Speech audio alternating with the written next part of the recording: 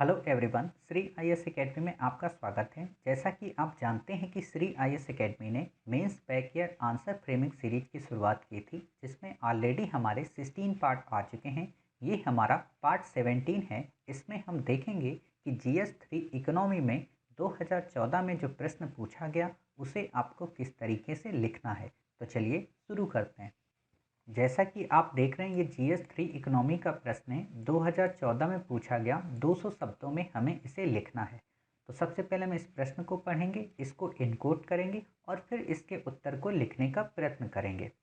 जैसा कि आप देख रहे हैं, प्रश्न है, जिस समय हम भारत के जनसांख्यिकी लाभांश को यानी कि डेमोग्राफिक डिविडेंड को शान से प्रदर्शित करते हैं, उस समय हम रोजगार योग्यता की पतनशील दरों को नज़रअंदाज कर देते हैं। क्या हम ऐसा करने से कोई चूक कर रहे हैं?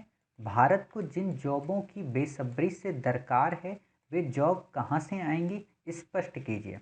काफ़ी अच्छा प्रश्न है और वर्तमान संदर्भ में ये और भी इम्पोर्टेंट हो जाता है। भले ही इसे यूपीएससी ने 2014 में पूछा हो, बट ये 2021 की दृष्टि से भी काफ़ी इम्पोर्टेंट है।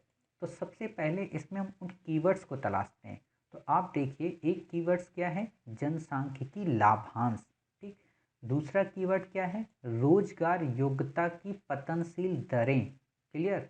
तीसरा कीवर्ड्स क्या है कि भारत में जॉबों को कैसे बढ़ाया जाए, यानी कि भारत में नौकरियों को कैसे बढ़ोतरी की जाए। क्लियर। तो अब आप पहले इस पैरा को इनकोड करें। तो आप देखेंगे ये पैरा बेसिकली क्या कह रहा है। ये पैरा ऊपर का नीचे के लिए संदर्भ की भूमिका निभा रहा है। समझ रहे? अर्थात इस पैरे में जो बात कही गई है, वास्तव में उसका मूल या उसका संबंध नीचे के प्रश्न से है। तो हम बस इसको संदर्भ की दृष्टि से ही देखेंगे। इसमें आपसे कह रहा है कि जब हम जनसांख्यिकी लाभांश की बात करते हैं, जब हम ये कहते हैं कि भारत की 65% जो आबादी है वो यूथ है, तो हम इतने खुश क्यों हो जाते हैं? अर्थात खुशी होना अच्छी बात है। जनसांख्यिकीय लाभांश को जब हम देखते हैं तो हमें खुशी होनी चाहिए, सबको होनी चाहिए। लेकिन हमें ये भी ध्यान रखना चाहिए कि उन 65% आबादी में उन जनसांख्यिकीय लाभांश के लोगों को हम कितनों को रोजगार प्रोवाइड करा पा रहे, और जो रोजगार हम अगर उन्हें प्रोवाइड करा रहे हैं तो क्या वो उनकी योग्यता के अनुरूप है। आप हमेशा देखते होंगे कि किसी लेखपाल की भर्ती के लिए या किसी पियून की भर्ती के लिए कोई बीटेक इंजीनियर अप्लाई कर रहा है तो पीएचडी धारक अप्लाई कर रहा है। ऐसा क्यों है? क्योंकि इस समय देश में रोजगार की कमी है। समझ गए? तो इसी चीज़ को प्रश्न वाले ने आपसे पूछा है कि आप इस चीज़ को इग्नोर मत करें, आप इसका भी एक उपाय निकालें और कोशिश करें ये जो जनसांख्यिकी लाभांश है ये हमारे यहाँ रोजगार को प्रमोट कर सके। क्लियर। अर्थात ये जो आबादी का जो प्रश्न हमारे पास है, आबादी की जो अपॉर्चुनिटी है यूथ आबादी की, उसको हम इन्वेस्ट करें, यानी कि उसको हम अपने यहाँ जॉब के रूप में कैश करें। क्लियर। तो अब आपसे ये प्रश्न पूछा गया है कि आप ये बताइए कि भारत को जिन जॉबों की बेसब्री से दरकार है वे जॉब कहाँ से आएंगी। अर्थात आपसे ही इसने प्रश्न पूछने का प्रयास किया है कि ठीक है भाई साहब, आप ये समस्या देख रहे हो तो आप हमें बता दो कि इसका समाधान आप कहाँ से दोगे। और आपसे सिर्फ स्पष्ट करने को पूछा है, अर्थात ना तो मूल्यांकन की बात की है, ना ही समालोचनात्मक आलोचना की। तो हमें बस तथ्य और तर्क के माध्यम से इस पूरे प्रश्न को डिस्क्राइब कर देना है। तो देखते हैं इसमें कितने पार्ट बनते हैं। तो इसमें एक पार्ट हमारा बनता है कि जनसांख्यिकीय लाभांश का सामान्य अर्थ क्या है। दूसरा है रोजगार योग्यता की पतनशील दरें क्यों हैं। तीसरा है कि हम जॉब की अपॉर्चुनिटी को कैसे क्रिएट करें। साथ ही फिर है निष्कर्ष हमारा। क्लियर। तो हम देखते हैं कि इस प्रश्न को कैसे लिखना है। तो आप देखिए, जनसांख्यिकीय लाभांश का मतलब क्या है। तो आप जानते हो इसका सामान्य सा मतलब है कि जनसंख्या के ढांचे में जो युवा की आबादी है 15 से 64 वर्ष के मध्य, वो तथा घटते आश्रितता अनुपात के परिणाम स्वरूप उत्पादन में बड़ी मात्रा के सृजन में योगदान। कहने का मतलब सामान्य अर्थों में इसने ये कहा कि जनसंख्या की जो यूथ आबादी है वो अगर कार्यशील के रूप में तब्दील हो रही है, साथ ही वो लोग जो आश्रित होते हैं उनके अनुपात में कमी आ रही है, तो हम ये कहते हैं कि इससे उत्पादन में काफ़ी बढ़ोतरी होगी, जो कि इकोनॉमी के सृजन में एक अच्छा योगदान दे सकती है। क्लियर? तो आप चाहें तो इतनी बड़ी परिभाषा लिख लें, या तो चंद शब्दों में आप ऐसे लिख लें कि भारत में 15 से 64 वर्ष के मध्य की आबादी, बढ़ती युवा आबादी का कार्यशील जनसंख्या के रूप में परिवर्तन, अर्थात उत्पादन में मात्रा की सृजनात्मकता को ही जनसांख्यिकीय लाभांश कहते हैं। आप ऐसे लिख सकते हैं। जब आपने ये बात बता दी कि जनसांख्यिकीय लाभांश है क्या, तो इससे फायदे क्या होते हैं। जब भी हम ये बातें करते हैं, मोदी जी जब भी ये कहते हैं कि हमारा देश युवाओं का देश है, नए भारत के नए युग के सृजन के लिए ये युवा आया है, तो ऐसा वो क्यों कहते हैं, क्यों इतनी बड़ी बड़ी दावे की बातें करते हैं और वर्ल्ड में अपने इंडिया को काफ़ी ज़्यादा प्रमोट करते हैं इसी चीज़ को लेकर। क्योंकि इन लोगों के अंदर कार्य करने की क्षमता होती है, अर्थात जो यूथ होता है वो काफ़ी ज़्यादा वर्क कर पाता है, साथ ही सीखने की लगन होती है। आप खुद को देखो, अभी तक आप जहाँ भी पढ़ते थे, जैसे भी तैयारी करते थे या करती थी, लेकिन अब आपको अगर एक अच्छा ऑप्शन मिला कि हाँ, हम अपनी आंसर राइटिंग यहाँ पर चेक करा सकते हैं, हम बेहतर से बेहतर उत्तर यहाँ पे लेखन कर सकते हैं, कई सारी सीरीजेस के माध्यम से हम अपनी तैयारी को मजबूती प्रदान कर सकते हैं, तो आप सीखने ही तो लगे। आपके अंदर लगन ही तो है कि आप हार नहीं रहे हो और आप अपना 100% इस एग्ज़ाम में देने का प्रयत्न कर रहे हो। यही चीज़ मोदी जी भी कहते हैं कि युवाओं के अंदर लगन होती है, साथ ही ये जब कार्य करते हैं तो कार्य को इतने कुशलतापूर्वक करते हैं कि उसमें निपुणता हासिल हो जाती है, जिससे हम काफ़ी सारे सेक्टर्स में अपने आप को डेवलप कर पाते हैं। समझ गए? तो इन सारी चीज़ों के कारण आप कहते हैं ये अच्छी चीज़ है। लेकिन क्या इनकी इस क्रियाशीलता को, इनकी इस क्षमता का उपयोग हम भारत में कर पा रहे? तो नहीं कर पा रहे। क्यों? क्योंकि भारत में रोजगार के अवसर ही नहीं विद्यमान है, साथ ही कार्य की स्वतंत्रता ही नहीं है। कार्य की स्वतंत्रता का क्या मतलब कि मान लीजिए कोई पर्सन अगर क्वांटम टेक्नोलॉजी पे वर्क करना चाहता है, कोई पर्सन कंप्यूटर सुपरमेसी पे वर्क करना चाहता है, कोई पर्सन बिग डेटा पे काम करना चाह रहा है, तो उसके पास ऐसी फील्ड्स ही नहीं है कि वो उस पर वर्क कर सके। तो आप सोच सकते हो, फिर आप देखोगे कि आगे क्या है। हाँ, कि इसके लिए कारक कौन से जिम्मेदार हैं, अर्थात लोग या हमारी जो यूथ हैं वो अच्छे से वर्क क्यों नहीं कर पा रहे, या अच्छे से उनको जॉब क्यों नहीं मिल पा रहे। तो कई सारे रीज़न हैं, जैसे एजुकेशन का स्तर हमारा अच्छा नहीं है। आप देखोगे कि जो मॉडर्न स्कूल के बच्चे होते हैं उनका एजुकेशन का लेवल अच्छा होता है, अपेक्षाकृत किसी गांव के गरीब तबके से आए हुए बच्चे को लेकर, क्योंकि वो सरकारी विद्यालय में पढ़ा है, उसकी वही पुरानी पुस्तकें हैं, टेक्नोलॉजी का बिल्कुल उपयोग नहीं है, लेबोरेटरी है नहीं, पुस्तकालय मौजूद ही नहीं है। तो ये सारी चीज़ें दिक्कत करती हैं। साथ ही रोजगार परक शिक्षा के स्थान पर परंपरागत शिक्षा दी जाती है, मतलब कि जो पुरानी किताबें चली आ रही हैं, पुराने ज़माने के जो न्यूटन के लॉज हैं, उन्हीं को पढ़ा दिया जाता है, उन्हीं को समझा दिया जाता है। आज के दौर के हिसाब से, टेक्नोलॉजी के हिसाब से, चाहे आर्टिफिशियल इंटेलिजेंस हो, चाहे बिग डेटा हो, इस हिसाब से हमारी साइंस की बुक अपडेटेड नहीं है। तो कोई भी पर्सन उस चीज़ पे थिंकिंग ही नहीं कर पाता।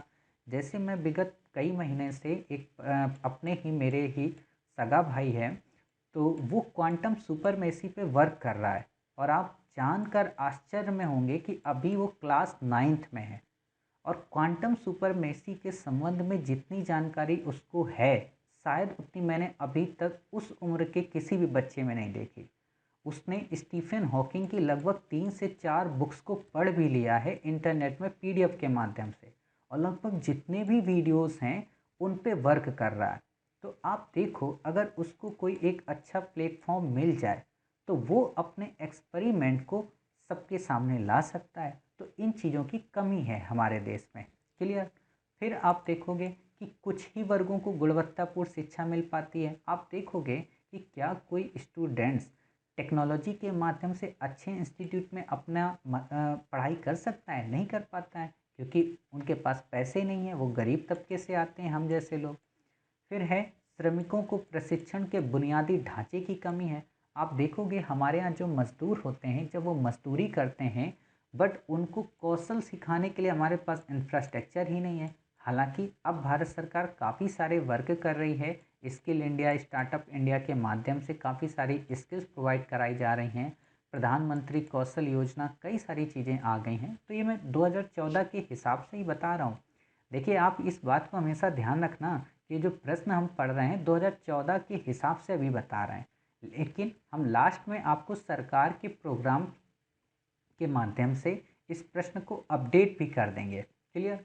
उच्च कौशल पर ध्यान देना चाहिए ताकि निम्न कौशल की बात ही ना हो। आप देखोगे कई सारे लोगों को छोटी से छोटी चीज़ों की तो कुशलता है, बट नवीन कुशलता की उनको जानकारी नहीं है। उचित वातावरण नहीं है ताकि वो अपनी स्किल को लोगों के सामने शो कर सकें। साथ ही हमारे यहाँ की यूथ नक्सलवाद, अलगाववाद और क्षेत्रवाद की ऐसी रचनात्मक भूमिका में उलझा हुआ है कि वो इस फील्ड से हटकर एजुकेशन की फील्ड में या रिसर्च की फील्ड में अच्छे से काम ही नहीं कर पा रहा, मतलब कुछ हद तक।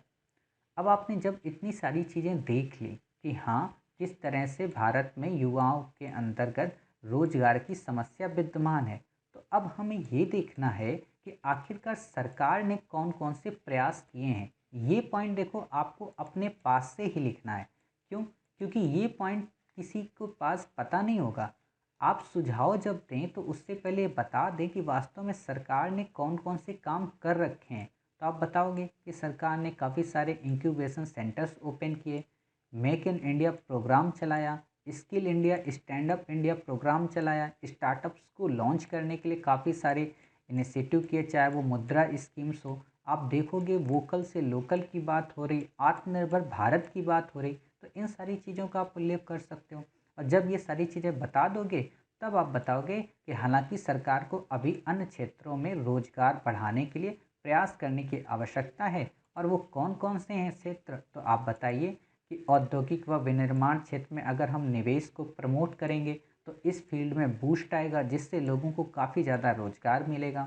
साथ ही कि जो खाद्य प्रसंस्करण उद्योग हैं या जो पर्यटन क्षेत्र हैं, इनको प्रमोट करना चाहिए। जब फूड प्रोसेसिंग में काफ़ी ज़्यादा टेक्नोलॉजी का हम उपयोग करेंगे, जो टमाटर्स या जो सब्जियां हैं इनको हम पेस्टाइज करके काफ़ी समय तक प्रिजर्व करके रखेंगे, तो इसमें लोगों की ज़रूरत तो पड़ेगी ही ना, स्किल डेवलपमेंट होगा। तो इससे हम इस सेक्टर में बूम कर सकते हैं। और इस सेक्टर में अगर बूम आएगा तो आप ये बताइए, जो किसानों की इनकम 2022 में हमारा डबल करने का गोल है, उसे भी हम अचीव कर सकते हैं।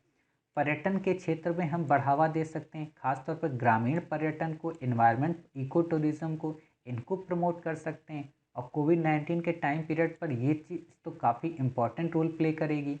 साथ ही लघु और कुटीर उद्योगों के साथ साथ परंपरागत हस्तशिल्प को भी प्रमोट करेंगे। परंपरागत हस्तशिल्प का मतलब कि जैसे खादी हमारे यहाँ परंपरागत है, साथ ही आप देखोगे कि कई सारे लोकल्स, चाहे कहीं की चंदेरी की साड़ी हो, आप कहीं के कोई भी गहना देख लो, या फिर आप कहीं की कढ़ाई देख लो, या कहीं का शिल्प उद्योग देख लो, जैसे ढोकरा के शिल्प या ब्लू पेपर्ट्री जयपुर की, ये सारी चीज़ों को हम प्रमोट करेंगे ताकि वहाँ की हस्तशिल्प भी काफ़ी प्रमोट हो। आप देखोगे कि भारत सरकार ने ट्राइफेड के माध्यम से जो ट्राइबल्स एरिया के जितने भी प्रोडक्ट्स हैं या उनके जितने भी हस्तशिल्प से संबंधित प्रोडक्ट्स हैं, उनको अमेज़न पर और साथ ही ट्राइफेड नाम के खुद का एक पोर्टल ऑनलाइन बना दिया है। आप गूगल पर सर्च कर सकते हो, काफ़ी अच्छे अच्छे प्रोडक्ट्स आपको मिल सकते हैं काफ़ी सस्ते दामों में। साथ ही युवाओं को स्वरोजगार हेतु प्रेरित करेंगे। स्वरोजगार का मतलब कि युवा को हम कहेंगे कि भाई साहब, आप खुद की कंपनी क्यों नहीं इस्टेब्लिश कर लेते हो, उसमें आप लोगों को रोजगार प्रोवाइड करो। साथ ही एजुकेशन को हम काफ़ी गुणवत्ताशील बनाएंगे, राष्ट्रीय युवा नीति का क्रियान्वयन करेंगे और योजनाओं का समुचित क्रियान्वयन करेंगे। मतलब भारत सरकार ने अगर skill India, stand up India, local से वोकल की बात की है, तो उसे प्रमोट करने के लिए, उसे इम्प्लीमेंट करने के लिए एडमिनिस्ट्रेशन को भी हम स्ट्रॉन्ग बनाएंगे, उसकी अकाउंटेबिलिटी और रिस्पॉन्सिबिलिटी को इंश्योर करेंगे। क्लियर। फिर आप अपना एक निष्कर्ष दे दोगे कि नए भारत के निर्माण में युवाओं की प्रगतिशील भूमिका का योगदान काफ़ी जरूरी है। और वैसे भी आज़ादी की 75वीं वर्षगांठ पर भारत अब इस चीज़ का एक अनुपम उदाहरण बन सकता है। तो ऐसे हम दे सकते हैं अपने एग्जाम्पल को। समझ गए कि हमने कैसे लास्ट में इस प्रश्न को अपडेट कर लिया। अब आपसे प्रश्न कैसा पूछा जा सकता है? प्रश्न आपसे ऐसे पूछा जा सकता है, जैसे एक प्रश्न यूपीएससी ने गरीबी को लेकर पूछा था कि इतनी सारी स्कीम्स लागू करने के बावजूद भी भारत में गरीबी कम क्यों नहीं हुई। तो ऐसा ही प्रश्न इसमें पूछा जा सकता है कि सरकार के द्वारा इतने सारे इनिशिएटिव लॉन्च करने के बावजूद भी भारत में रोजगार में बढ़ोतरी क्यों नहीं हुई। उपयुक्त संदर्भ में आप कारणों का उल्लेख करें, साथ ही वो उपाय सुझाएं जिसके माध्यम से भारत में रोजगार को प्रोन्नति प्रदान की जा सकती है या रोजगार की प्रवृत्ति में बढ़ोतरी की जा सकती है। समझ गए? तब आप अपना उत्तर यहाँ से लिखने का प्रयास करेंगे। इसी को कहते हैं कि आप क्वेश्चन को गेस किया करें हमेशा कि हाँ, इसका नेक्स्ट क्वेश्चन क्या बन सकता है। खैर, आपको टेंशन लेने की बिल्कुल भी ज़रूरत नहीं है। आपका जब मेंस होगा, जब प्रीलिम्स होगा, तो हम उसमें कई सारी ऐसी टेस्ट सीरीज लॉन्च करेंगे कि जिसमें वही प्रश्न आपसे पूछे जाएंगे जो हम अपने सीरीज में डिस्कस कर लेंगे। क्लियर? तो आप बिल्कुल भी चिंतित मत हों। तो उम्मीद है आपको ये प्रश्न काफ़ी अच्छा लगा होगा, साथ ही इसका उत्तर फ्रेम आपको पसंद आया होगा। मिलते हैं नेक्स्ट प्रश्न में एक नए उत्तर फ्रेम के साथ। तब तक अपना ख्याल रखिए और स्वस्थ रहिए।